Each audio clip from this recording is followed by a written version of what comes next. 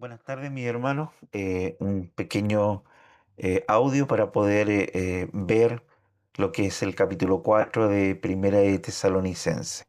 Permítanme entrar aquí, no lo había hecho. Eh, Comenzamos, ahora sí. Bien. Bueno, esta primera carta del apóstol Pablo, ayer hablamos un poco acerca de cuál había sido el carácter o la intención por la que él había escrito.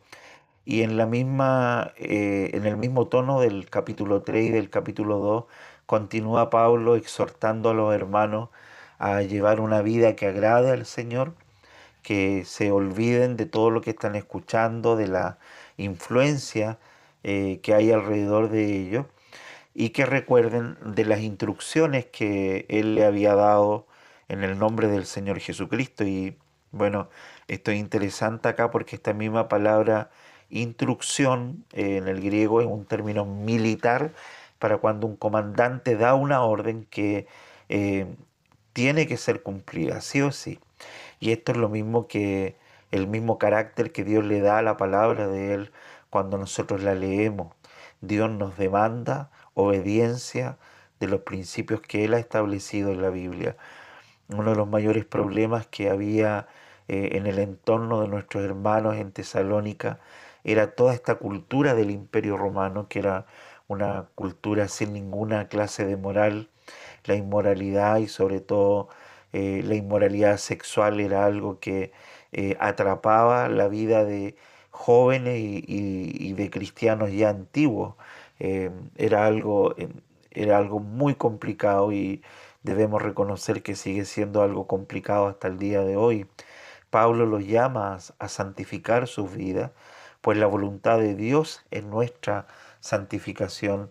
Y él menciona todo esto que hemos visto ya en los primeros capítulos, la fornicación, el estado de pureza que debe haber en el matrimonio, eh, que nos alejemos de todo lo que pueda involucrar un descontrol de las pasiones. Dice, no en pasión de concupiscencia, dice la Reina Valera, como los gentiles que no conocen a Dios, refiriéndose a la cultura en la que ellos estaban viviendo. Luego dice que ninguno agravia ni engaña en nada a su hermano. Esto no tiene que ver con ninguna clase de estafa de dinero, sino tiene que ver básicamente con todo lo que tiene que ver con la inmoralidad sexual. Dice porque el Señor es vengador de todo esto, como ya lo hemos dicho. Así que esta primera parte, los versículos 1 al versículo 12, Pablo habla acerca de la necesidad que tenemos de vivir como agrada al Señor, porque Dios está, no solamente nos demanda hacerlo, sino que Él está actuando como juez, no solamente al final de los tiempos, sino como un juez sobre nuestras propias vidas. Desde los versículos 13 al 18 viene uno de los temas que más se debate, ¿no es cierto? Porque Pablo habla acerca de las últimas cosas que han de venir y yo envié algunas preguntas que nacen de esta porción que vamos a leer hoy día y quisiera solamente responder brevemente algunas de estas preguntas y dar a conocer eh, muy por encima algunas posturas que hay o las que más conocemos todos. Obviamente yo desde mi ventana como reformado daré nuestra postura escatológica, pero básicamente, una vez más, debo recordarles que los puntos de vista escatológicos o de qué pensamos de cómo va a ser la venida de Cristo, si va a ser de esta manera o de esta otra manera, no deben separarnos, hermanos. Son solamente perspectivas escatológicas que no tienen nada que ver con nuestra fe redentora. Entonces hay que tener cuidado ahí de no estar peleando con otros hermanos porque nosotros pensamos que nuestro punto es el correcto. No. Ojalá que todos tuviéramos el espíritu de poder someter nuestras perspectivas o lo que nos han enseñado y sujetar todo esto a la escritura. la Biblia es la única que tiene este grado de autoridad y a la cual deberíamos haber escuchado toda la vida, ¿no? Todos los principios, las doctrinas, todo debe desprenderse de la Escritura. Hay cosas que son fáciles de entender, otras que son más difíciles de comprender. Todo lo que tiene que ver con las cosas futuras, o como nosotros llamamos la escatología, los eventos hacia el final de la historia, eh, son a veces motivos de pelea por las redes sociales y eso no debe pasar. Bien, brevemente voy a comentar eh, estos versículos del 13 al 18. Pablo, recuerden que ayer yo mencioné que una de las falencias de esta iglesia joven era que muchos hermanos tenían miedo porque habían familiares de ellos habían partido con el Señor y ellos no sabían qué iba a pasar con ellos después de la muerte, tampoco tenían muy claro qué es lo que iba a pasar en el futuro. Sabían que Cristo iba a regresar, pero cómo lo iba a hacer, qué iba a pasar, todas estas cosas inquietaban mucho a la iglesia, sobre todo porque estaban rodeados de distintos discursos, de distintas tradiciones paganas, y cada uno decía, tenía un propio discurso. Dentro de la cultura romana, este sentimiento de que con la muerte se acababa todo era muy popular.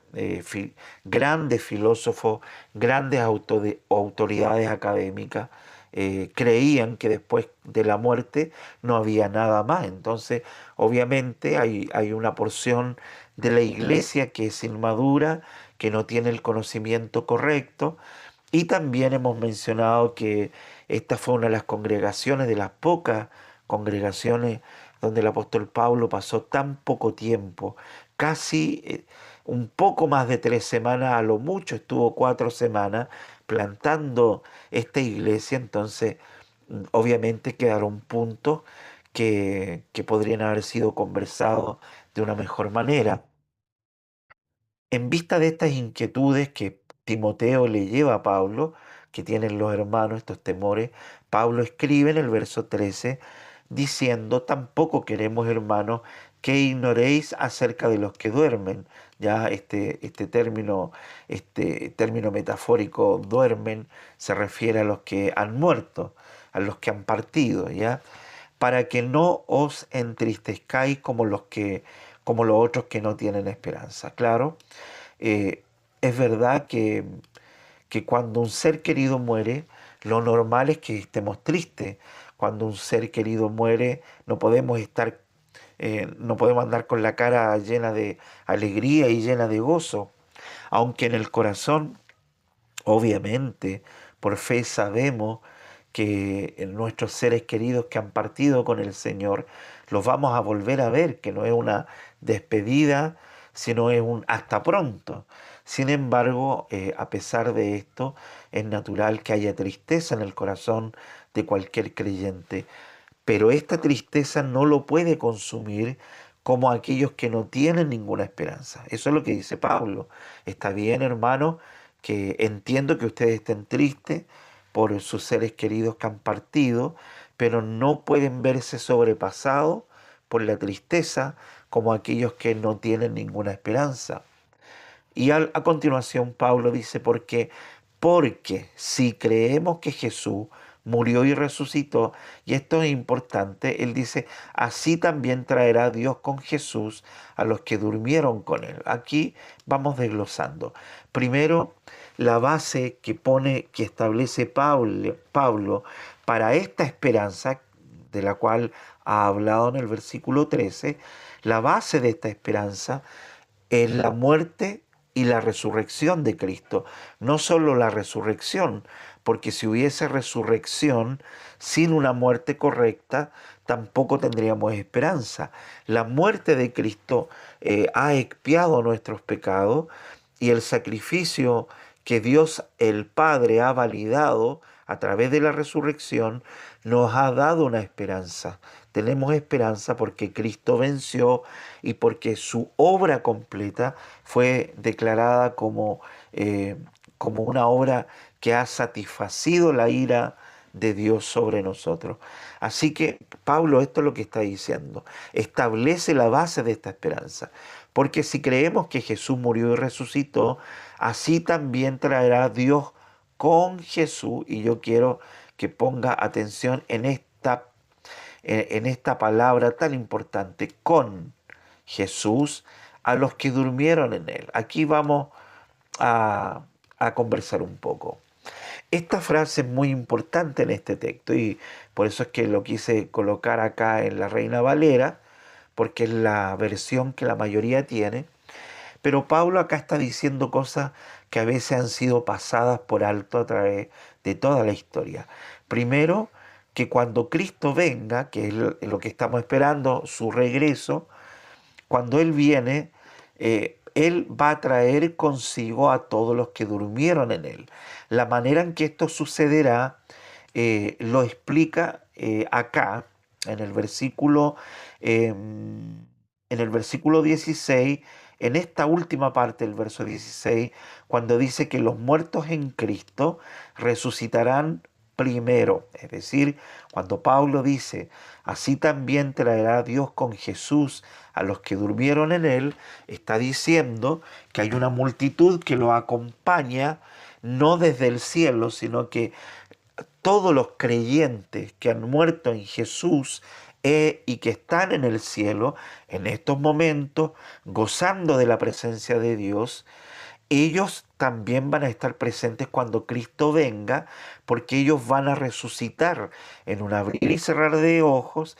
Ellos se levantarán de la tumba con cuerpos glorificados y van a subir al encuentro del Señor junto con los que con los que estén vivos y que sean hijos del Señor. Pero lo que aquí me interesaría comentar es lo siguiente. Cuando Pablo dice que Dios traerá con Jesús a los que durmieron en Él, a los que durmieron en Él, en Cristo, que son los mismos que van a resucitar cuando Cristo venga en las nubes, estos que durmieron con Él y que están actualmente con Jesús en el cielo, van a venir levantándose en un abrir y cerrar de ojos. Esto es difícil entenderlo, ¿no? Están en el cielo en un momento y en otra milésima de segundo se ven resucitando de las tumbas al encuentro con Jesús que baja del cielo, ¿no? Que baja del cielo y entonces ellos resucitan, son arropados con un nuevo cuerpo santo, perfeccionado, glorificado, y son arrebatados en conjunto con los que están vivos. Pablo dice, luego de los creyentes que resuciten, nosotros los que vivimos, los que hayamos quedado, seremos arrebatados juntamente con ellos en las nubes, ¿va? Entonces aquí hay dos grupos que van a ser arrebatados a las nubes. Cuando Cristo está en las nubes sin tocar la tierra aún, son arrebatados al encuentro de Él los muertos que estaban, los que murieron en Cristo y que estaban en el cielo en espera de la venida de Cristo, y los que están vivos en la tierra, que también son levantados en las nubes, sus cuerpos son transformados en un abrir y cerrar de ojos. Así que quiero comentar lo siguiente. Hay muchas posturas, ¿no?, respecto a la venida de Cristo. Está la postura más tradicional, que es la del rapto secreto, que dice que Cristo va a venir y que nadie va a ver cuando Él venga, a pesar de que la Biblia es clara en decir que todo ojo le verá, pero se ha enseñado esto de que cuando Cristo venga en un rapto secreto, nadie más lo va a ver y que millones de personas van a desaparecer de todo el mundo, lo que en realidad tampoco tiene ninguna validez de acuerdo a la Biblia. No, no hay un versículo que diga eso. Y segundo, es que cuando nosotros pensamos en que los que van a ser arrebatados son los que durmieron en él, tanto de los que están en el cielo o los muertos que van a resucitar, como los que estén vivos. ¿A quiénes se refieren? ¿Quiénes son los que han dormido en Jesús? Porque obviamente que los que han dormido en Jesús son los salvados. Nadie que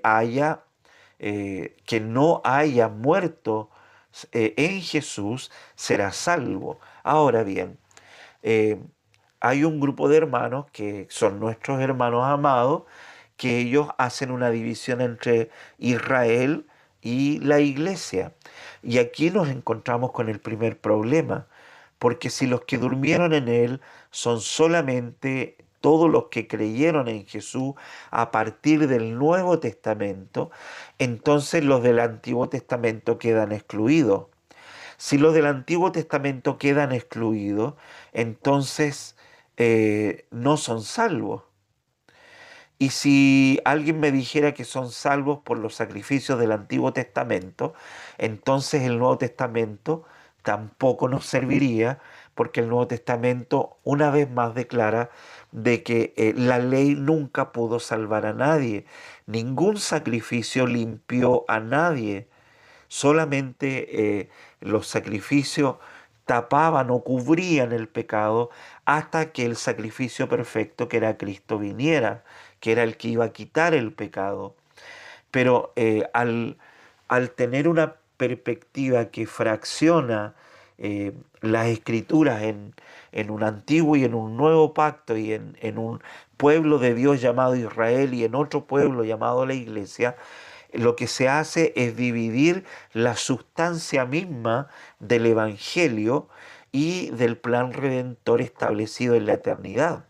En la eternidad, por las escrituras, vemos que Dios no tuvo dos planes, nunca hubieron dos planes, no hubieron dos pueblos, no hubieron dos sistemas de salvación.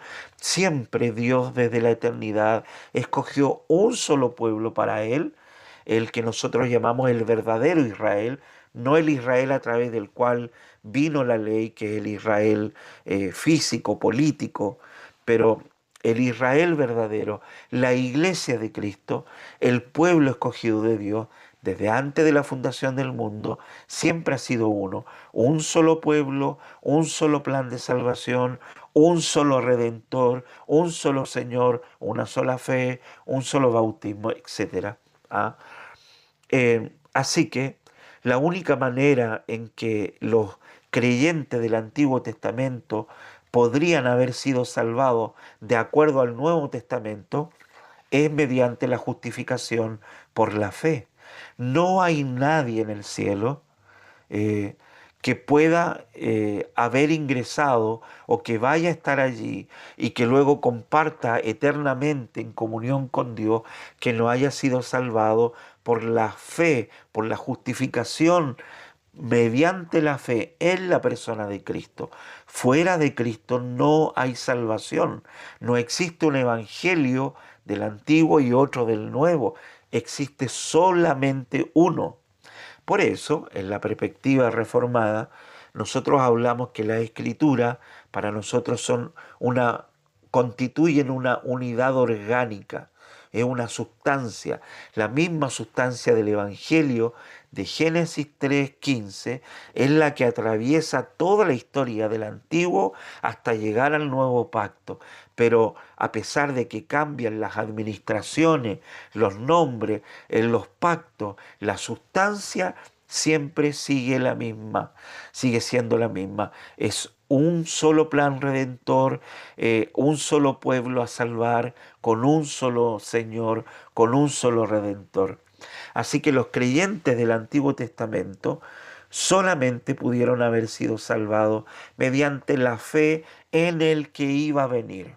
Ellos por fe creían en que lo que hacían cuando llevaban sus corderitos al sacrificio, todo eso apuntaba hacia el cordero que un día iba a venir, aquel que iba a quitar el pecado del mundo y no solamente taparlo. Cuando Cristo viene, Juan el Bautista lo dice: he aquí el Cordero de Dios que quita el pecado del mundo. Finalmente ha llegado aquel Cordero que tanto esperábamos. Bueno, así que hermanos, nos vemos con esto. La iglesia de Cristo, el Israel de Dios, el verdadero Israel, el pueblo de Dios, de todos los tiempos que va a estar en el cielo, todos han muerto en Jesús, unos creyendo mediante la fe en el que iba a venir como Abraham, que fue justificado mediante la fe, viendo lo invisible, como viendo lo invisible. Él creyó sin haber visto.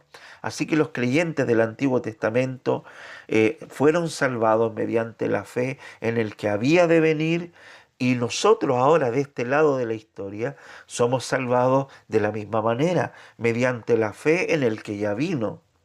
Ok, la primera pregunta que yo hice acá en lo que les mandé dice, ¿tenemos esperanza de volver a vivir después de muertos? Por supuesto que sí. Y la esperanza está basada en la muerte y en la resurrección de Cristo, que es primicia de todos los que durmieron. Eh, la pregunta número 2 dice, cuando Cristo venga de nuevo, ¿regresará solo? ¿Vendrá a buscarnos para llevarnos al cielo? Wow, estas son muy buenas preguntas. Primero, cuando Cristo venga de nuevo, ¿regresará solo? Pablo responde acá diciendo de que no, de que Dios traerá con Jesús a los que durmieron en él. Es decir, cuando Cristo baje del cielo, y me imagino que baja con los ángeles y arcángeles, al mismo tiempo los que estaban con él en el cielo son resucitados, se levanta de las tumbas con cuerpos glorificados, y ellos ascienden al encuentro de él en las nubes, y luego los que estén vivos los siguen detrás, y que también son arrebatados en las nubes al encuentro con Cristo. Luego la pregunta dice, ¿vendrá a buscarnos para llevarnos al cielo? Esta pregunta es muy importante, mis amados hermanos, respetando todas las posturas, ¿verdad? Se nos ha enseñado desde pequeños que nuestro destino eterno es el cielo. Se nos ha hablado de aquellos hermanos que tienen esta postura que nosotros hemos llamado literalista, es decir, todo lo que leen respecto a las últimas cosas lo interpretan de manera literal. Leen el libro de Daniel y lo interpretan de manera literal. Por eso es que cuando ellos se encuentran con el tema de la gran tribulación, con los 7 años y los 3 años y medio, todo esto ellos lo toman como literal. Así que la visión escatológica de los hermanos que son literalistas es a raíz de esto. Como leen 1000 años, entonces el milenio del que habla la Biblia lo toman de manera literal, 1000 años. ¿Ve? Esa es la diferencia con otras posturas que hay, como la nuestra, que nosotros no vemos las figuras escatológicas como algo literal, sino como una metáfora que contiene literalidad, pero que hay que saber interpretar de acuerdo al contexto completo de la escritura. Ok, entonces, eh, dicho esto, y recordando que no debemos respetar todo, hermano, la pregunta la respondería de la siguiente manera.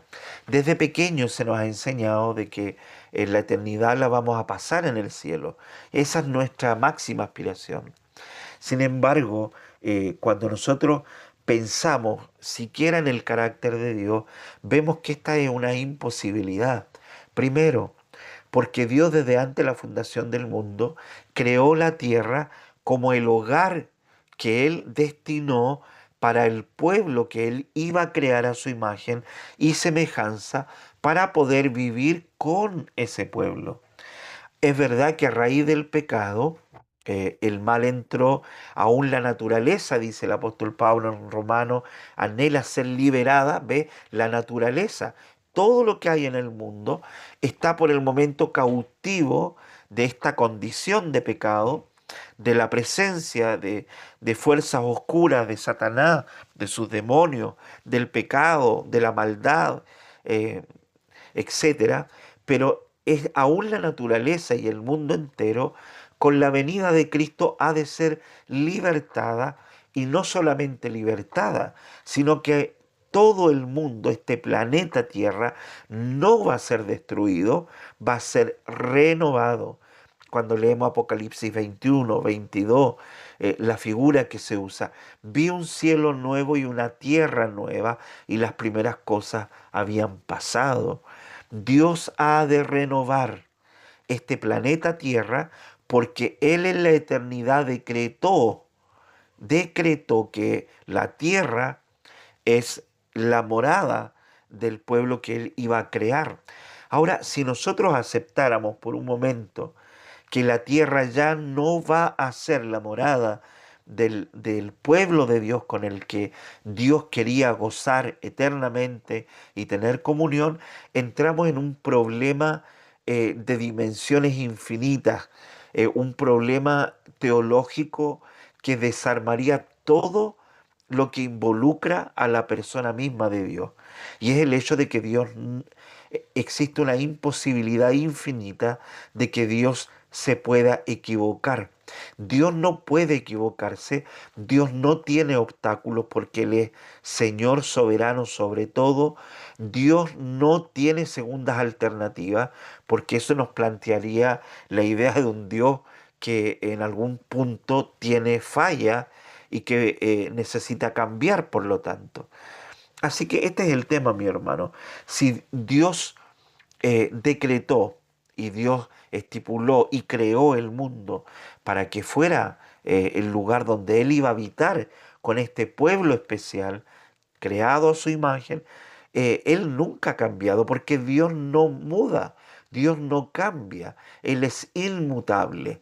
Así que la eternidad, el reino que Dios le ofreció en la eternidad a su Hijo Jesús es acá en la tierra. Yo sé que esto puede sonar, pero muy chocante para muchos hermanos que han escuchado toda la vida esta otra postura, que debemos respetar, por supuesto, eh, con todo esto de esta figura literal, ¿no? Recuerdan que es literal. Cuando leen la Nueva Jerusalén que viene del cielo, entonces se nos ha enseñado que prácticamente es como una ciudad satélite que está entre el cielo y la tierra, porque interpretan de manera literal la escritura. Sin embargo, todas estas figuras metafóricas tienen que ver con un solo lugar, que es la tierra.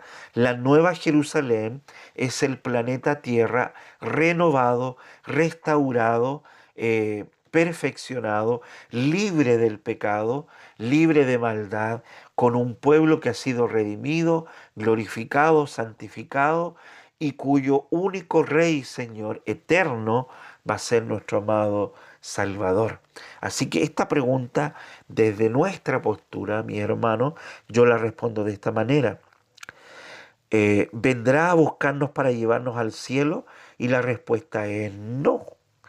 Y la respondo de la siguiente manera, si ustedes me acompañan a leer aquí con mi mouse. En el versículo 15, el apóstol Pablo continúa diciendo, por lo cual os decimos esto en palabra del Señor.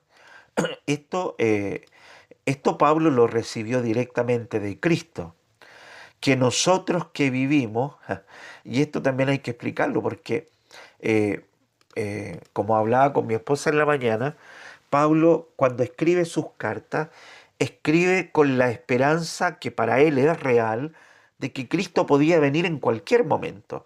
Así que esta esperanza inmediata que atraviesa todos los escritos del apóstol Pablo, en donde él se considera como que él va a estar vivo cuando Cristo venga, esa es su esperanza, por eso escribe de esta manera.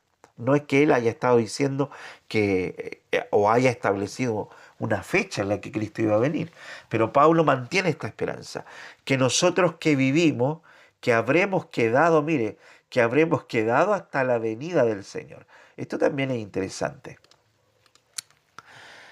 Se nos ha enseñado que cuando Cristo venga, esta próxima venida, eh, se nos ha enseñado que la segunda venida del Señor está dividida en dos partes. ¿Ya? Yo creo que muchos de ustedes han escuchado esto antes, que la segunda venida del Señor, en la primera parte, Cristo viene y arrebata a su iglesia en este rapto secreto, del cual no hay noción alguna en la Escritura. Si alguien de ustedes me puede dar un texto, sería maravilloso, pero no existe, hermano. No existe tal texto que diga que el rapto va a ser secreto y que van a desaparecer las personas del mundo y que los demás van a quedar en la tierra. Pablo menciona una sola venida, la venida del Señor. Pero esta postura dice que la primera parte de la segunda venida de Cristo es el rapto secreto donde el Señor viene, somos arrebatados en las nubes y hasta ahí estamos todos de acuerdo. Todas las posturas están de acuerdo hasta este punto.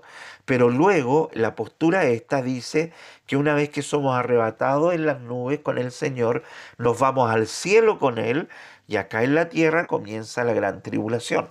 ¿Ve? Ahí tenemos diferencia porque nosotros no creemos esto. De hecho, el apóstol Pablo es claro en decir, dice él, nosotros que vivimos, o los que estén vivos, si el Señor viene mañana, mañana miércoles, mi hermano, nosotros que vivimos, que habremos quedado hasta la venida del Señor. Mire, él habla de una venida, no de dos venidas, ni de la primera parte, sino de la venida del Señor. Así que en el Nuevo Testamento la venida del Señor o la segunda venida es llamada de muchas maneras. El día del Señor, la venida del Señor, etcétera. Dice, los que estemos vivos cuando venga el Señor, no vamos a ir primero que los que durmieron, que los que murieron, sino que el Señor mismo dice con voz de mando. Y acá hay algo interesante. Pablo revela de alguna manera el carácter de la venida que él está esperando, que podía suceder en cualquier momento. Y el carácter de la venida está en el carácter del Señor de la venida. El Señor mismo dice con voz de mando. Y acá cuando utiliza esta expresión en el griego, está aludiendo al Señor, al Rey que viene, pero que viene en su carácter de no solamente como el rey que viene a tomar posesión de lo que él ha conquistado, sino que viene con el carácter de juicio. Él viene a enjuiciar a las naciones. A todo el mundo delante de él tendrá que dar cuenta. Y el carácter duro, el carácter de juez, este carácter grave, por un lado, con el que viene el Señor, está resaltado cuando Pablo dice con voz de mando, con voz de arcángel, y luego dice con trompeta de Dios. Y este otro tema que yo con algunos amigos míos en algún momento hemos conversado. Cualquier escatólogo, cualquier estudioso de la Biblia tendrá que reconocer que cuando la Biblia habla de las trompetas de Dios, sobre todo en las profecías del Antiguo Testamento, la trompeta siempre es un elemento de juicio, siempre fue un elemento de juicio, la trompeta de Dios. De tal manera que esta venida del Señor, que no son dos venidas, es una venida, que es a lo mejor, si el Señor viene mañana miércoles, hermano, este es el carácter de su venida. Él viene a juzgar con voz de mando, con voz de arcángel y con trompeta de Dios para llamar a juicio. Ahora, este Señor que viene en las nubes descenderá, porque viene del cielo, y los muertos en Cristo resucitarán primero, es decir, los que están con Él ahora actualmente en el cielo. Ellos volverán y resucitarán de las tumbas con un cuerpo glorificado. Y luego nosotros los que vivimos, dice Pablo, los que hayamos quedado, y acá viene algo que tenemos que responder también. Ah, ¿Quiénes son los que durmieron en Jesús? Es la pregunta 3 que yo hice. Bueno, los que durmieron en Jesús son todos aquellos que fueron salvados mediante la fe. Eso es una pregunta un poco más fácil. La pregunta 4, ¿cómo llama Pablo al evento donde Jesús regresa? Lo llama la venida del Señor. Acá está. hasta la venida del Señor. Así llama al evento al cual Pablo se está refiriendo cuando Jesús regresa, la venida del Señor.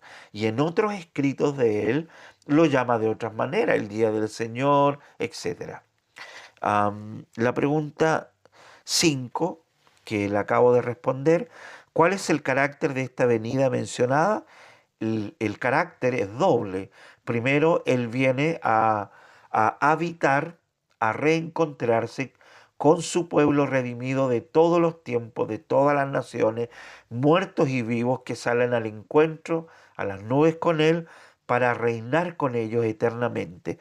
Y el otro carácter con el que viene es el carácter de juicio. Él viene al juicio final. Aquí tenemos otro tema, ¿ves? Que dividen el juicio de Dios en muchos juicios. Juicio de las naciones, el gran trono blanco, el juicio final. No, Dios viene a realizar su juicio. El gran trono blanco, el juicio final, etcétera, es el mismo juicio. ¿Cuál es el carácter de esta venida mencionada? Esto es lo que acabo de mencionar. ¿Y cuántas venidas se mencionan? Solamente una. 6. Al ser arrebatado, ¿nos iremos al cielo con Jesús? La respuesta que he dado es no. Y explico un poco para ir terminando. Pablo en el versículo 17 dice que seremos arrebatados juntamente con ellos en las nubes. No, no vamos a hablar ahora de la paruisia, y etcétera, etcétera, pero quiero explicar brevemente en el contexto que Pablo está escribiendo y cómo es que ellos pueden entender de una manera más correcta que nosotros. Primero, recordemos que cada vez que estudiamos la Biblia, la debemos estudiar no desde nuestro tiempo, porque la Biblia no fue escrita, esto que está escribiendo aquí Pablo no lo escribió para ninguno de ustedes ni para ninguno de nosotros. Fue escrito para la iglesia de Tesalónica. Es el primer principio que debemos respetar, el principio histórico de ubicación. Pablo escribe a los hermanos de Tesalónica en el primer siglo, en el contexto histórico que ellos están viviendo, con los modismos que ellos conocen, no con los modismos de Guatemala, ni de Brasil, ni de Argentina, ni de Estados Unidos, ni de México, ni de Chile, sino con los modismos que ellos conocen, con la historia que ellos conocen. Pensando en esto, las palabras muy puntuales que el Espíritu lleva a Pablo a escribir tienen que ver con esto, con el contexto histórico.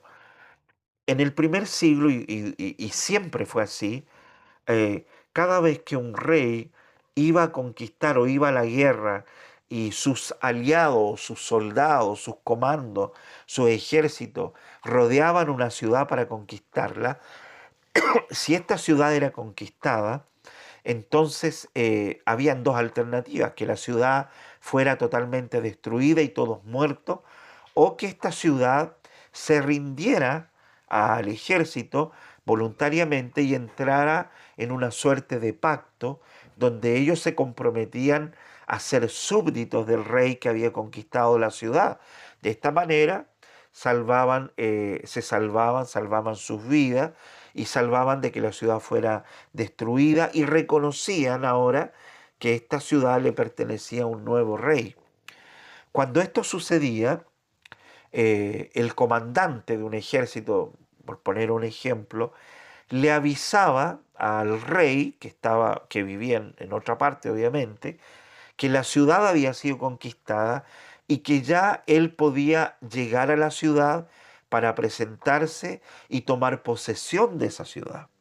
Entonces, el comandante, los que estaban a cargo de recibir al rey que iba a llegar, se organizaban con la ciudad, y la ciudad culturalmente, como muestra de respeto y de sometimiento al nuevo rey, organizaban fiestas, se arreglaba la ciudad, arreglaban los caminos y salían al encuentro del nuevo rey a varios kilómetros fuera de la ciudad. Ellos no esperaban en la ciudad, sino que por respeto el rey podía darse cuenta de la sumisión de esta ciudad, cuando la ciudad salía a su encuentro, que era una señal de respeto y de sumisión al nuevo rey. Es en este contexto que el apóstol Pablo describe la venida de Cristo como el rey conquistador, como el rey que ha conquistado pero que aún no ha venido a tomar posesión de aquello que le fue dado en la eternidad. Ahora Cristo viene en las nubes y el pueblo que Él ha conquistado, el pueblo con el que Él ha entrado en pacto, en este pacto de gracia, sale a su encuentro a mitad de camino y no acá en la tierra. Por eso somos arrebatados juntamente con los que durmieron, con los que estaban en la presencia del Señor y los que estemos vivos, si Dios lo permite, somos todos arrebatados al encuentro de nuestro Rey en las nubes y Pablo, mire las palabras que usa, para recibir. Eso es muy importante, para recibir. Y eso significa de que no hay un regreso desde donde ha venido Cristo, sino que vamos para recibirlo al Señor en el aire. Y luego Él especifica algo que también es muy importante. Y así estaremos siempre con el Señor. ¿Dónde? ¿En el cielo? No, en la tierra. Salimos al encuentro todos juntos de nuestro Rey y Señor. Lo vamos a recibir, lo adoramos. Que va a ser un momento demasiado maravilloso como para poder tener siquiera la capacidad de ver esto, mi hermano, y de describirlo. Y nuestro Señor vuelve desde las nubes, una vez que lo vamos a recibir, viene con su pueblo, posa sus pies sobre la tierra para llamar a vivos, muertos, grandes, chicos y pequeños, Apocalipsis capítulo 20, capítulo 21, y van a estar delante de Él para el juicio final. Por lo tanto, dice Pablo, alentaos los unos a los otros con estas palabras. La venida de Cristo no es un motivo de miedo ni de temor para quienes han dormido en Cristo, para el pueblo de Dios, sino un motivo de esperanza. Esperanza porque vamos a estar para siempre ya con nuestro Señor Jesucristo. Así que mi hermano, esto ha sido lo que quería compartir con ustedes. Me imagino que hay algunos que estarán de acuerdo, otros que no, pero les animo a que puedan con oración y con mucha humildad que leamos la palabra de Dios tal y como está escrita y que podamos ver las maravillas de nuestro Señor. Bien, mi hermano, recordándoles siempre que eh, las distintas posturas escatológicas no son motivos de que hayan peleas ni divisiones en medio nuestro. Todas las perspectivas teológicas de las últimas cosas concordamos en los puntos principales y realmente importantes. Primero, todos creemos lo mismo, que Cristo viene. Segundo, todos creemos que los muertos en Cristo van a resucitar. Todos creemos que vamos a ser arrebatados a las nubes con Cristo.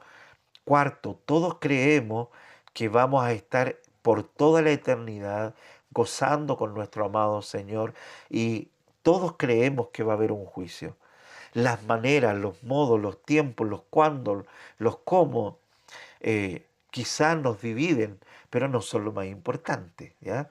Así que mis hermanos, espero que el Señor les bendiga ricamente y que este tiempo haya sido de bendición para ustedes también. Gracias y paz.